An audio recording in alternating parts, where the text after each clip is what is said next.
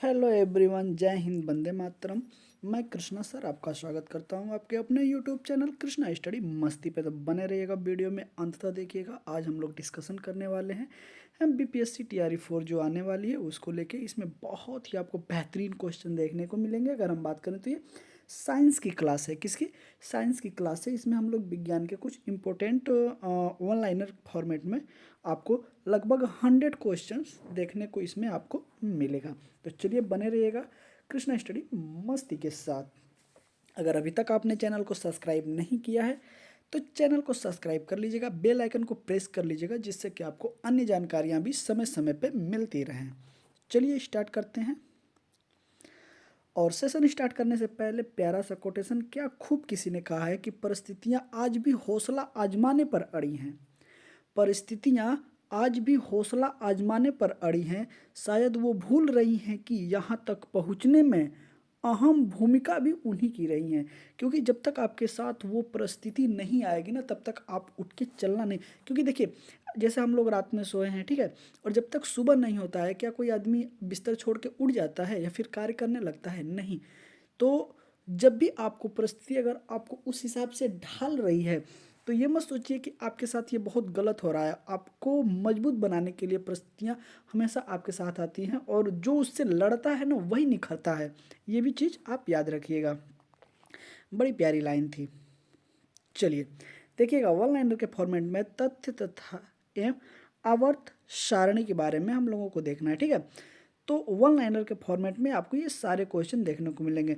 परमाणु का सबसे छोटा कण क्या कहलाता है? इलेक्ट्रॉन। ठीक है, परमाणु का सबसे छोटा कण क्या करता है? इलेक्ट्रॉन। सबसे हल्की धातु की अगर बात करें तो क्या है? लिथियम। क्या है? लिथियम। और सबसे भारी धातु की अगर बात करें तो ऑक्सीनियम। ठीक है, ऑक्सीयम। ठीक है, चलिए आगे देखिएगा।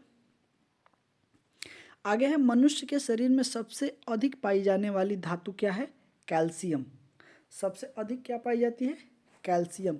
आवर्त सारणी के जनक कौन है? तो मेंडलीफ। ठीक है, आधुनिक आवर्त सारणी के जनक कौन है? तो मोजले। कौन है? मोजले। सबसे हल्की गैस कौन सी है? तो हाइड्रोजन। सबसे हल्की गैस कौन है? हाइड्रोजन। आगे देखिएगा, सबसे निष्क्रिय गैस कौन सी है? तो हीलियम। सबसे हल्की कौन सी है? हाइड्रोजन। और सबसे निष्क्रिय कौन है? हीलियम। पानी का रासायनिक सूत्र H2O। H2O।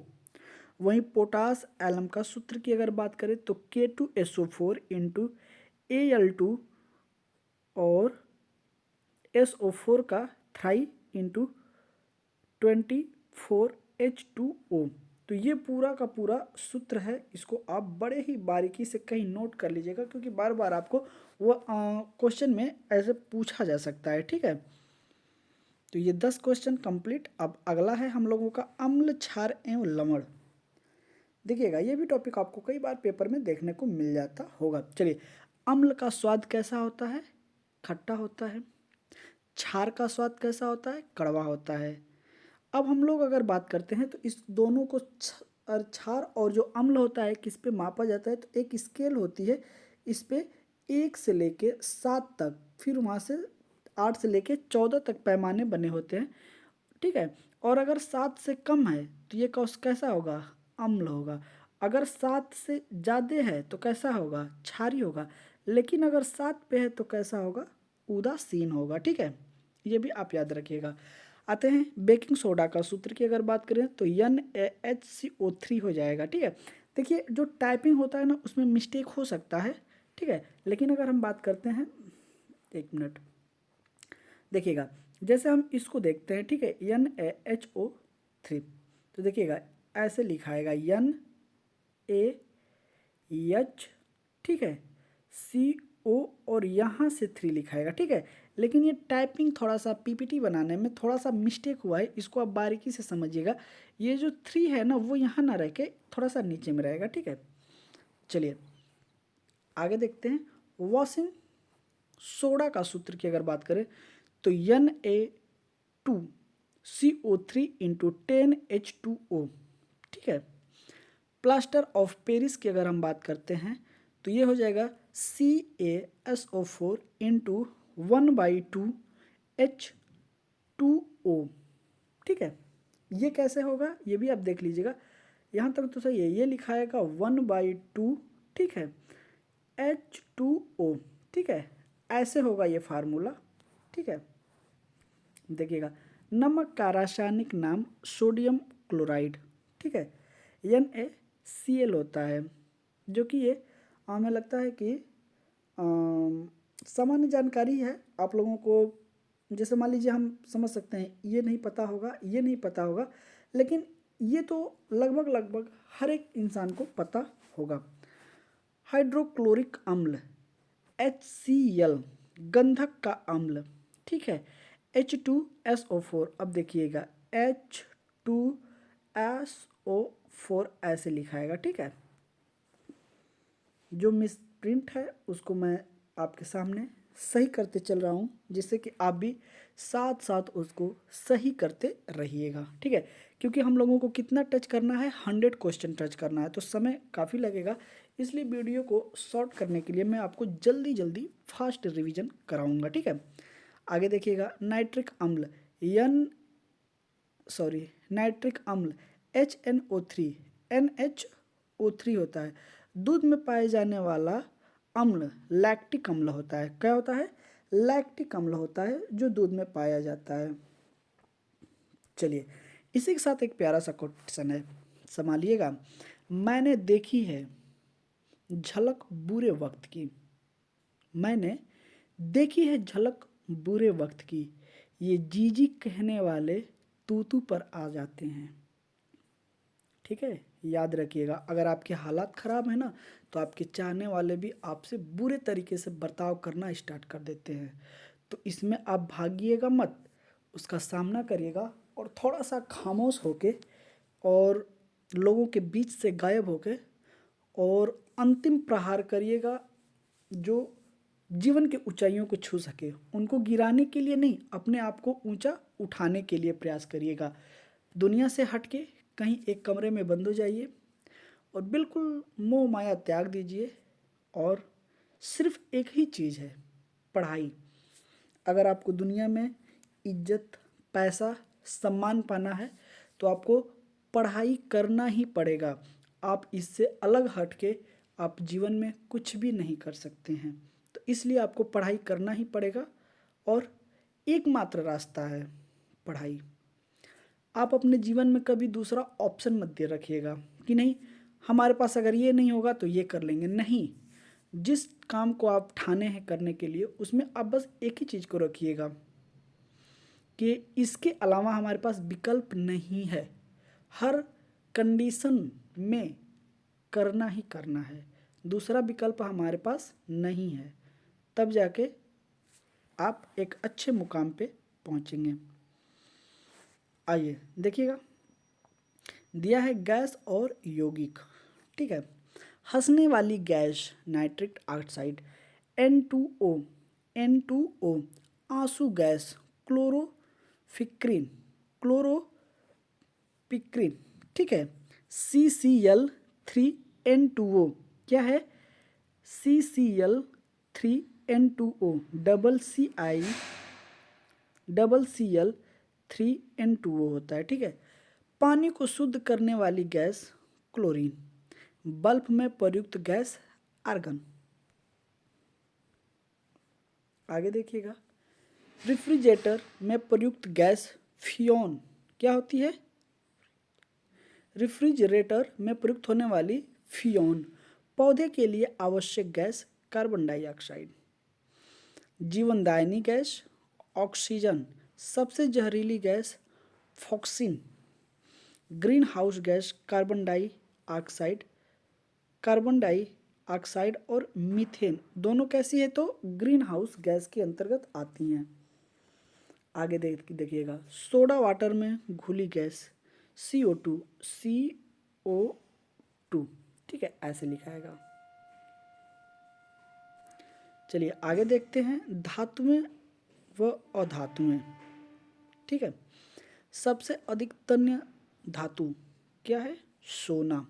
सबसे अच्छी विद्युत चालक धातु चांदी। मनुष्य के खून में पाए जाने वाला धातु लोहा। मनुष्य के खून में पाए जाने वाला धातु लोहा। पेंसिल की नोक में पाई जाने वाला पदार्थ ग्रेफाइट। क्या होता है? ग्रेफाइट। सबसे कठोर प्राकृतिक पदार्थ हीरा। सबसे मुलायम धातु सीजियम। परमाणु संख्या 1 हाइड्रोजन। परमाणु संख्या 92 यूरेनियम। पीतल क्या होता है? तो तांबा प्लस जस्ता अगर हम मिलाते हैं तो क्या बनता है? पीतल। तांबा और जस्ता को अगर मिलाएंगे तो क्या हो जाएगा? पीतल। 40 देखिएगा। कांसा। तीन तांबा और तीन को क्या हो जाएगा? कांसा। अगर तांबा और जस्ता पीतल, तांबा प्लस टीन कांसा। ठीक है। आइए एक प्यारा सा कोटेशन हमने 20 क्वेश्चन पे, ठीक है, एक आपके लिए मोटिवेशन है। प्यार को मजाक बना दिया है कलयुग के लोगों ने। प्यार को मजाक बना दिया है कलयुग के लोगों ने, वरना महल त्याग दिए गए थे पर्वत पे रहने वालों के लिए। ठीक है। जैसे कहा है ना कि शाहजहां ने मुमताज की याद में ताजमहल बना दिया, वो तो ठीक है, लेकिन गरीबों के प्यार का मजाक भी बना दिया, क्योंकि हर एक गरीब इंसान ताजमहल नहीं बना सकता। ओके। और आगे देखिएगा। आगे है विज्ञान और दैनिक जीवन। ये वन लाइनर क्वेश्चन आपके सामने है, ये भी आप याद रखिएगा। बिल्कुल हम लोग 40 क्वेश्चन कंप्लीट कर चुके हैं। ठीक है। 41 से हम लोग आगे चलना है। चलिए देखिए, साबुन बनाने की प्रक्रिया को क्या कहते हैं? सपोनिफिकेशन। क्या कहते हैं? सपोनिफिकेशन। पानी को जीवन का आधार कहा जाता है। क्या है? रासायनिक विलयन होने के कारण। पानी को जीवन का आधार कहा जाता है रासायनिक विलयन होने के कारण। माचिस की तीली के सिरे पर क्या होता है? तो फास्फोरस होता है। क्या होता है? फास्फोरस होता है। आगे देखिएगा। पेन का इंक डाई और सॉल्वेंट होता है। डाई और सॉल्वेंट होता है। एलपीजी का मुख्य घटक ब्यूटेन होता है। सीएनजी का मुख्य घटक मीथेन होता है। ये क्वेश्चन आपको सीटेट में भी देखने को मिलेगा, ईवीएस वाले पोर्शन में। ठीक है। तो इसके लिए सीटेट के लिए भी ये जो सेशन है ये क्या है? तो यह सेशन इम्पोर्टेंट है। ठीक है। चलिए, दूध सफ़ेद क्यों होता है? कैसीन प्रोटीन के कारण। नींबू में पाए जाने वाला अम्ल साइट्रिक अम्ल होता है। कौन सा होता है? साइट्रिक अम्ल होता है। आगे देखिएगा। टमाटर में पाए जाने वाला अम्ल ऑक्सैलिक अम्ल होता है। ऑक्सैलिक अम्ल होता है। अम्लीय वर्षा का कारण अगर कोई पूछे तो SO2 और NO2 होता है। क्या होता है? SO2 और NO2 होता है। आगे देखिएगा। उपयोगी यौगिक। इसमें आपको तरह तरह के क्वेश्चन मिलेंगे और हम आपको इसमें कितने क्वेश्चन कंप्लीट कराना है मुझे? तो मुझे कराना है 100 क्वेश्चन। 100 क्वेश्चन आपको यहाँ पे बेसिक जो नॉलेज होता है उसके तहत आपको जो छोटे छोटे कंसेप्ट होते हैं वो इसमें आपको देखने को मिलेंगे। बिल्कुल बेसिक जो चीज़ होती है ना, वो सारी चीज़ें आपको यहाँ देखने को मिलेगा। ठीक है। तो 50 क्वेश्चन हम लोग कंप्लीट कर चुके हैं। 50 क्वेश्चन और हमारा बचा हुआ है। ठीक है। आगे चलिएगा। देखिएगा, गन पाउडर। जो गन पाउडर होता है उसमें क्या क्या होता है? तो सल्फर होता है, चारकोल होता है और पोटेशियम नाइट्रेट होता है।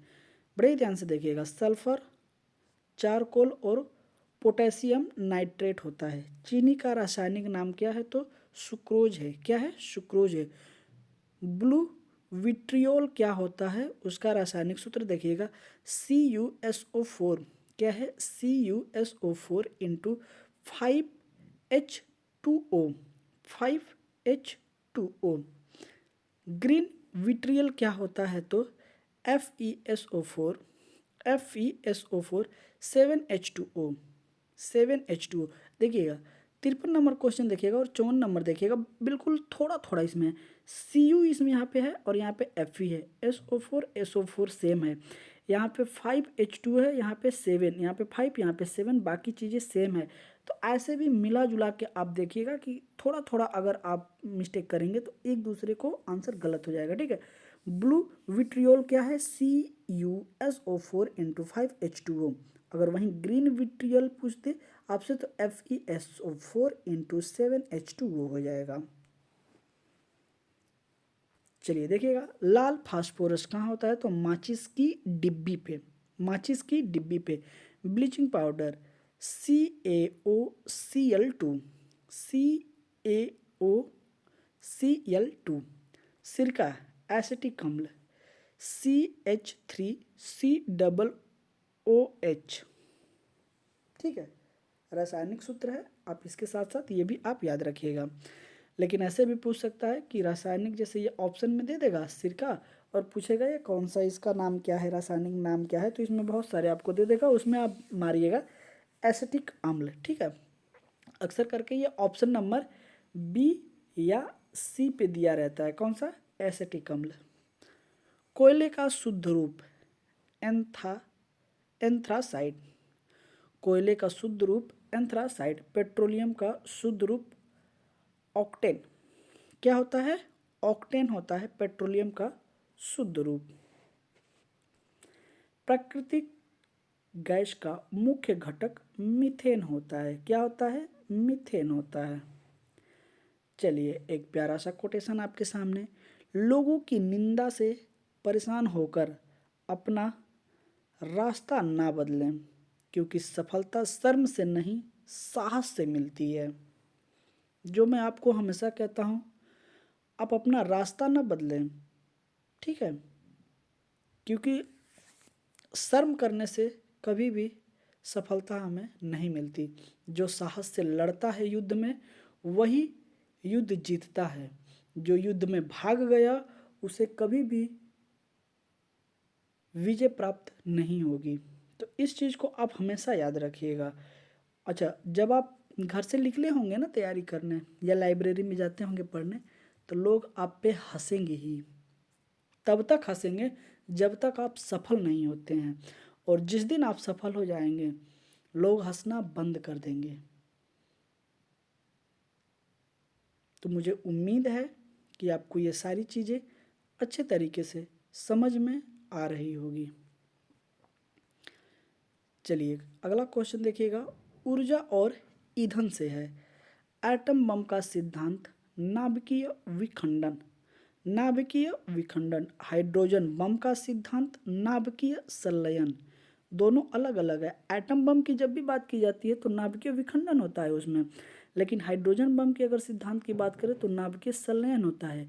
नाभिकीय संलयन जो होता है इस ये सूर्य में भी होता है, ठीक है। तो सूर्य में क्या होता है, तो सूर्य में नाभिकीय संलयन होता है, नाभिकीय विखंडन नहीं होता है, नाभिकीय संलयन होता है। सौर ऊर्जा का स्रोत हाइड्रोजन संलयन, ठीक है। Rocket engine hydrogen plus oxygen होता है। रॉकेट इंजन क्या होता है, हाइड्रोजन प्लस ऑक्सीजन होता है। परमाणु रिएक्टर में प्रयुक्त धातु यूरेनियम। परमाणु रिएक्टर में मंदक ग्रेफाइट। हाइड्रोजन को भविष्य का ईंधन कहा जाता है, हाइड्रोजन को भविष्य का ईंधन कहा जाता है।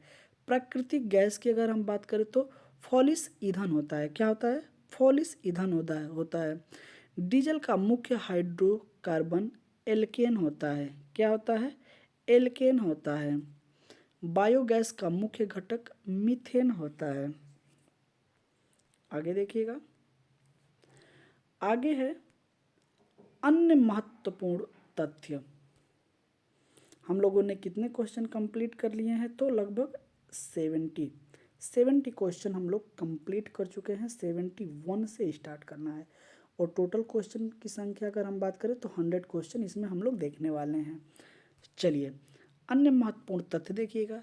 पीला फास्फोरस विषैला होता है, कैसा होता है, पीला फास्फोरस विषैला होता है। नियॉन गैस की अगर बात करें तो विज्ञापन साइनो में प्रयोग किया जाता है। शुष्क बर्फ की अगर बात करें तो ठोस CO2 होता है। CO2 कैसा होता है? ठोस की अगर बात करें तो शुष्क बर्फ, ठीक है।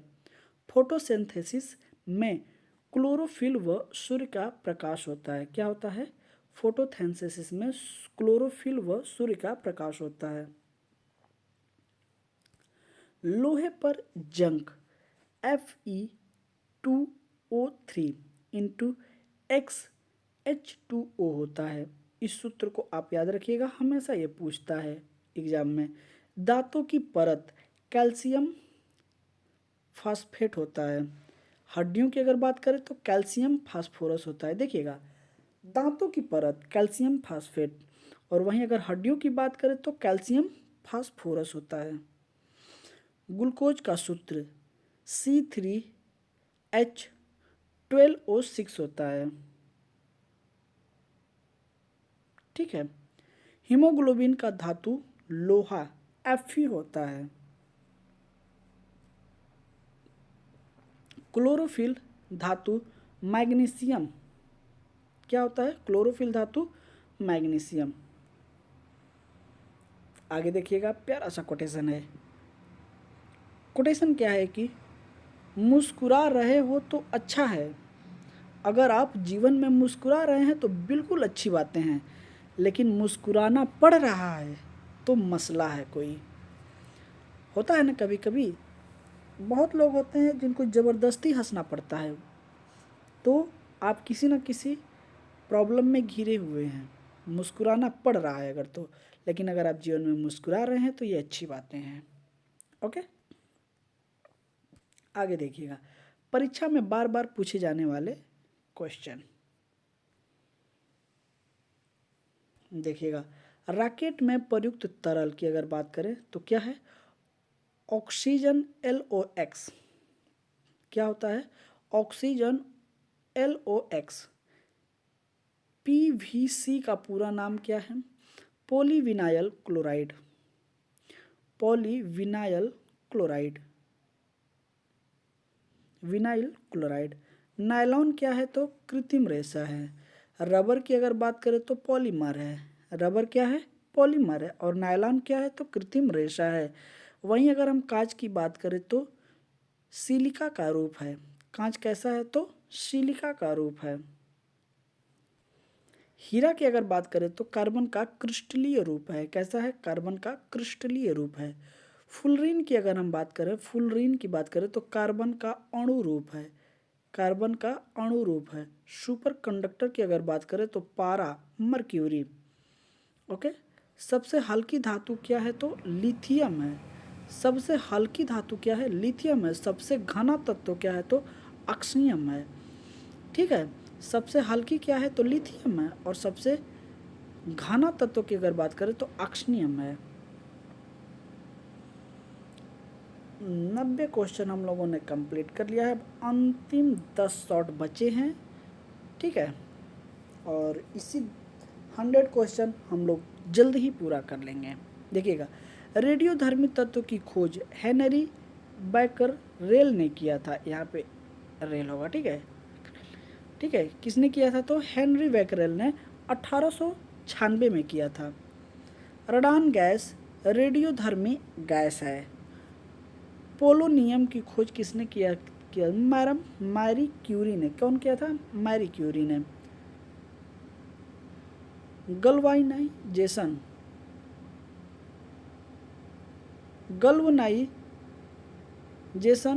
जस्ता की परत चढ़ाना। क्या है? जस्ता की परत चढ़ाना।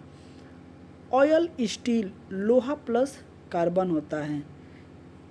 स्टेनलेस स्टील लोहा प्लस क्रोमियम प्लस निकेल होता है। तो इसमें क्या क्या मिलाया जाता है? लोहा, निकेल और क्रोमियम। अगर ऑयल स्टील की बात करें तो लोहा और कार्बन। सोडियम क्लोराइड नमक, सोडियम क्लोराइड नमक। ऑक्सीजन का द्रव रूप कैसा होता है? तो नीला रंग होता है। कैसा? नीले रंग का। सबसे पहला कृत्रिम तत्व की अगर बात करें तो